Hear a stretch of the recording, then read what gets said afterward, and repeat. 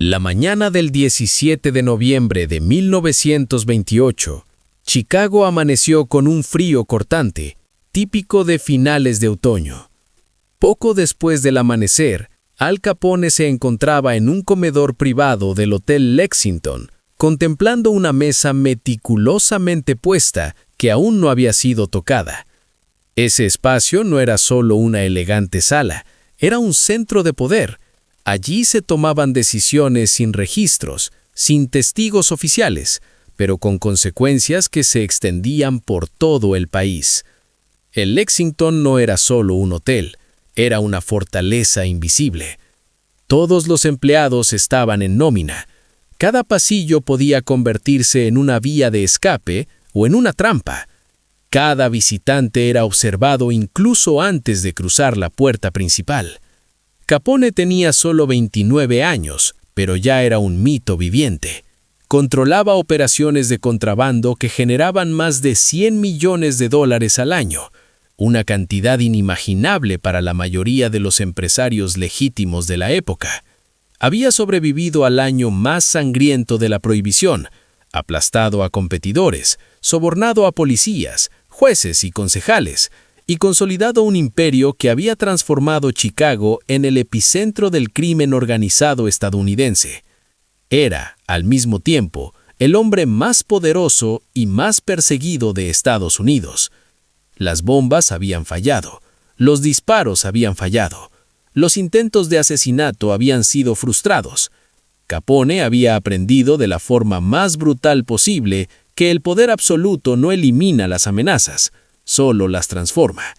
Y esa mañana, el problema no se podía resolver con violencia. El nombre de ese problema era Harlem.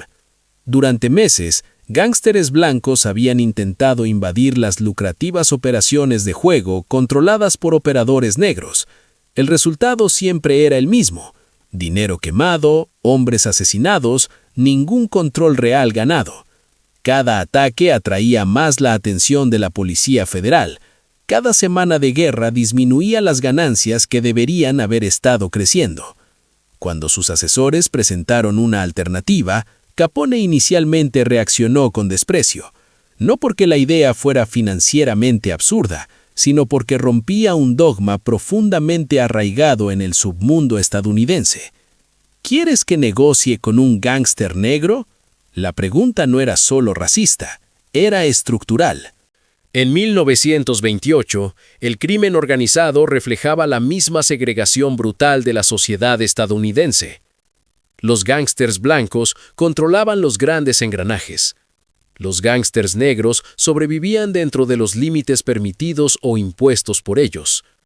Pero esa mañana, esa lógica estaba a punto de ser puesta a prueba. El hombre que Al Capone esperaba tenía 23 años, demasiado joven para ese nivel de riesgo, demasiado negro para estar allí según ninguna regla no escrita. Se llamaba Bumpy Johnson. Bumpy no era un aventurero, era un emisario.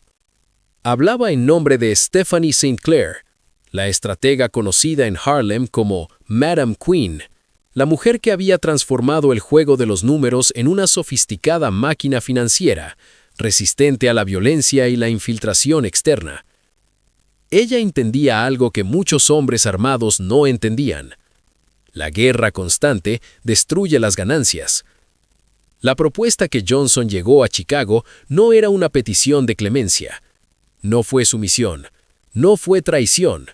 Fue una propuesta comercial fría, calculada y peligrosamente audaz.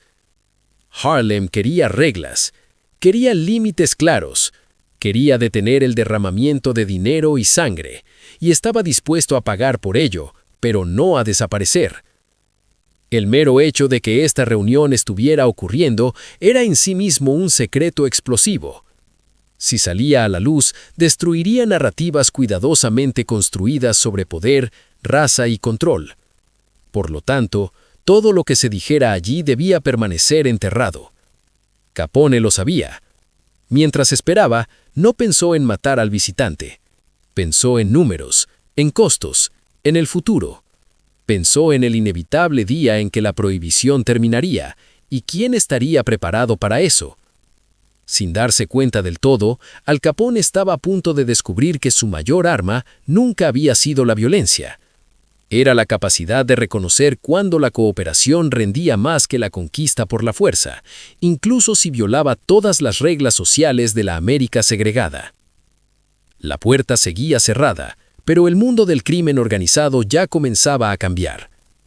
A las 9:47 a.m., Bumpy Johnson cruzó las puertas giratorias del Hotel Lexington.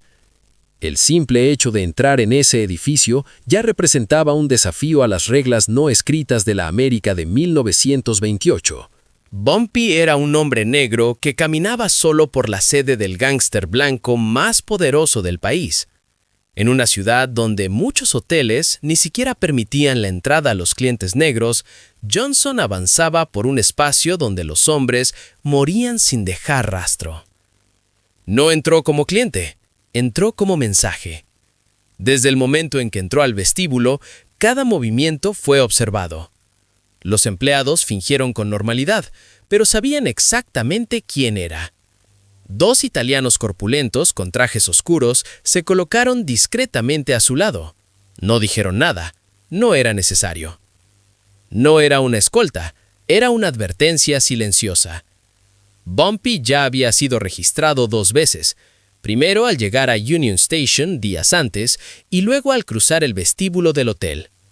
Sin armas, sin papeles a la vista, solo un traje sencillo, lo suficientemente caro como para indicar estatus, pero lo suficientemente discreto como para no provocar. Sabía que cualquier movimiento en falso sería interpretado como una amenaza. También sabía que si mostraba miedo, le perderían el respeto incluso antes de abrir la boca. El ascensor ascendía lentamente. Durante esos segundos, Johnson comprendió con absoluta claridad la situación en la que se encontraba.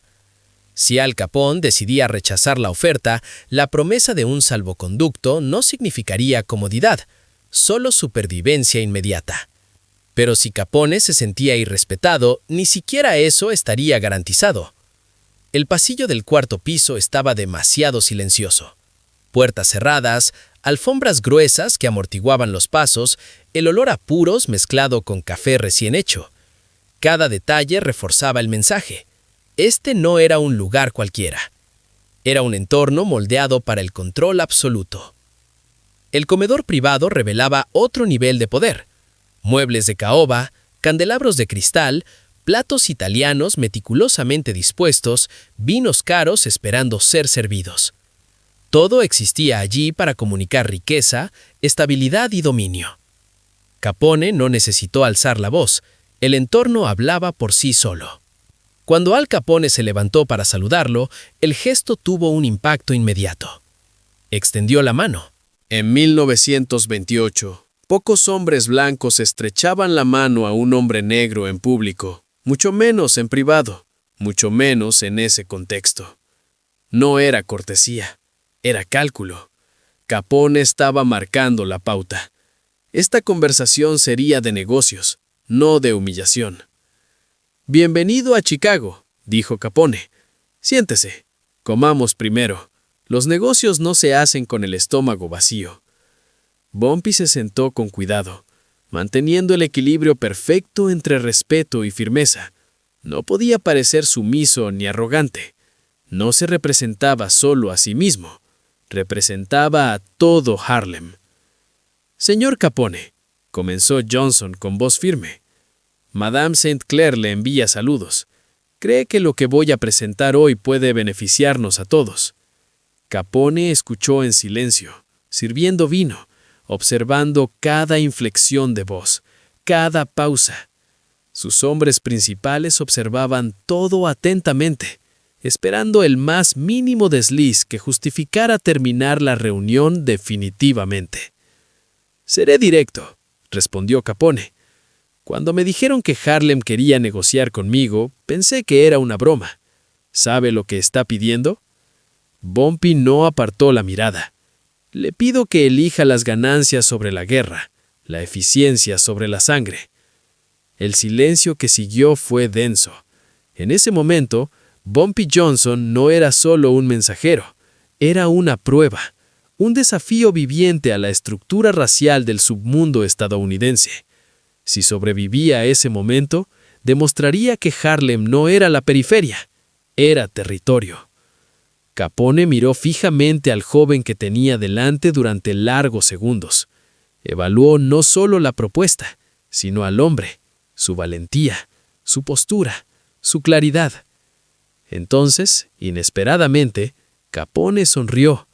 No una sonrisa amistosa, sino la sonrisa de alguien que reconoce la inteligencia donde menos la esperaba. «Tienes valentía, chico», dijo. «Ahora dime, ¿qué quiere exactamente Harlem a cambio de la paz?» En ese momento, la negociación dejó de ser imposible y comenzó el verdadero juego. El silencio que siguió a la pregunta de Al Capone no fue vacío, fue puro cálculo. Por primera vez, desde que se sentó a la mesa, Bumpy Johnson supo que había superado el punto de riesgo inmediato. Ahora todo dependía de la lógica, los números y la previsión. Bumpy se acomodó en su silla con deliberada calma. Cada movimiento era consciente. Sabía que esto no era solo una negociación para Harlem. Era una audiencia ante el hombre que dictaba el ritmo del crimen organizado estadounidense. «Queremos detener la guerra», comenzó Johnson. «No porque le tengamos miedo, sino porque no tiene sentido financiero». Luego explicó lo obvio que pocos querían admitir. Los constantes ataques de gángsters blancos a las operaciones de juego de Harlem no habían generado un control real, solo muertes, gastos excesivos y visibilidad indeseada. Dinero quemado para mantener una guerra que no progresaba. Con cuidado, Johnson sacó un sobre de su chaqueta y lo colocó sobre la mesa. Dentro había cifras, informes detallados sobre cuánto gastaban mensualmente Dutch Schultz y otros jefes intentando dominar Harlem. Sobornos, pistoleros, pérdidas operativas. Tras meses de conflicto, el rendimiento era prácticamente nulo. Capone no interrumpió. Tomó los papeles, los leyó, se los pasó a sus hombres. La atmósfera en la sala cambió. Esto no era un discurso, era contabilidad. Ahora imaginen otra posibilidad. Bumpy continuó. Harlem genera unos $20 millones al año en apuestas limpias después de gastos y sobornos. Lo que ofrecemos es simple. Hizo una breve pausa. Autonomía. Harlem seguiría siendo gobernado por operadores negros, sin interferencias, sin invasiones, sin guerra. A cambio, un porcentaje fijo de las ganancias se transferiría a la organización de Capone para garantizar protección y estabilidad. 20%, dijo Johnson. 4 millones al año, sin tiroteos, sin titulares, sin llamar al gobierno para que nos denuncie a todos. La sala volvió a quedar en silencio. Capone se recostó en su silla, no por audacia, sino por claridad. Esto no era su misión, era un modelo de negocio, un modelo que reconocía la realidad. Harlem no podía ser conquistado sin un costo excesivo. Pero Johnson no había terminado. Y no estamos hablando solo de Harlem, agregó. Otras comunidades negras en Detroit, Baltimore, St. Louis, todas enfrentan el mismo problema. Guerra constante con poco retorno. Este acuerdo puede replicarse. Fue allí donde la propuesta dejó de ser local y se volvió estructural. Capone lo entendió de inmediato. No se trataba solo de dinero inmediato, se trataba del futuro. La prohibición no duraría para siempre. Cuando el alcohol volviera a ser legal, los imperios basados en él caerían. El verdadero futuro residía en el juego, las apuestas, los narcóticos y el control territorial inteligente. Y nadie manejaba los números mejor que Harlem. Capone se levantó y caminó hacia la ventana, mirando la concurrida avenida Michigan. Pensaba en voz alta por primera vez. «¿Crees que no me di cuenta?», dijo sin darse la vuelta. «La prohibición terminará. Quien no se adapte, morirá». Se giró hacia Johnson. «Acepto el trato, pero no como lo presentaste». La sorpresa fue inmediata. Capone bajó el porcentaje al 15%, no al 20%. Johnson parpadeó, confundido. «Pero con una condición», continuó Capone. «Quiero cooperación técnica. Quiero que tus mejores operadores enseñen a los míos cómo haces que el juego de los números funcione tan bien. Eso vale más que el dinero. No fue solo un tributo, fue un intercambio de conocimiento». Y luego llegó la propuesta final. «Quédate en Chicago», dijo Capone, mirando directamente a Johnson. «Serás mi enlace con Harlem y otras organizaciones negras. Aprendan cómo operamos aquí. Enséñenos cómo operan ustedes allá. Lo organizaremos a nivel nacional. En ese momento, Bumpy Johnson comprendió la magnitud de lo que se ofrecía. No era un acuerdo de protección. Era la base silenciosa de un nuevo orden. Un sistema racialmente segregado pero funcional. Jerárquico pero estable. Un acuerdo que podría durar décadas si se mantenía en secreto. Y nadie necesita saberlo, concluyó Capone. Cada bando protege su propia imagen. El público nunca se entera. El dinero fluye. La violencia disminuye. Johnson guardó silencio durante varios segundos. Esto iba mucho más allá del mandato que le habían dado. Necesitaba consultar a Stephanie Sinclair. Necesitaba autorización para cambiar la historia. «Tienen una semana», dijo Capone. «Después de eso, dejaré que la guerra continúe y veremos quién aguanta más». Bumpy asintió lentamente. Al salir de la sala, llevaba más que una simple propuesta. Llevaba el plan invisible de un sistema que, de ser aceptado, moldearía el crimen organizado estadounidense durante casi 40 años. Cuando Bumpy Johnson salió del Hotel Lexington, no solo traía consigo la respuesta de Al Capone, sino también la responsabilidad de decidir si Harlem aceptaría un pacto que garantizara la estabilidad a costa del silencio absoluto. Horas después, en una discreta llamada telefónica, Johnson le explicó todos los detalles a Stephanie Sinclair. La propuesta no era una simple protección, era una arquitectura de poder, autonomía territorial para las organizaciones negras, un tributo fijo para las familias italianas, cooperación técnica en el juego y un mecanismo informal de resolución de disputas para evitar guerras. Todo bajo un mismo principio central. Nadie hablaría públicamente del acuerdo. La respuesta llegó rápidamente. Harlem aceptó la implementación invisible. En los días siguientes, Capone, sus hombres de confianza y Johnson diseñaron el funcionamiento práctico del pacto. Los territorios negros serían respetados. A cambio, se pagaría regularmente el 15% de las ganancias brutas del juego. La protección no se exhibiría, sino que se sentiría. Menos redadas policiales, menos incursiones rivales, menos derramamiento de sangre. El elemento más revolucionario no era el dinero, era el conocimiento. Los operadores de Harlem enseñaron sistemas de cobro, cálculo y pago que hicieron que el juego de números fuera más eficiente que cualquier operación italiana hasta ese momento. El flujo de caja mejoró, la previsibilidad aumentó, la violencia disminuyó. Johnson permaneció en Chicago como un vínculo nacional, no como un subordinado expuesto, sino como un mediador silencioso. Conectó ciudades, alineó expectativas y apagó incendios antes de que se convirtieran en titulares. El acuerdo creció. Detroit, Baltimore, St. Louis. El modelo se repitió. ¿Por qué era necesario el secretismo? Si salía a la luz, el pacto sería atacado desde todos los frentes. Los jefes italianos temerían parecer débiles por negociar. Las comunidades negras rechazarían cualquier insinuación de subordinación.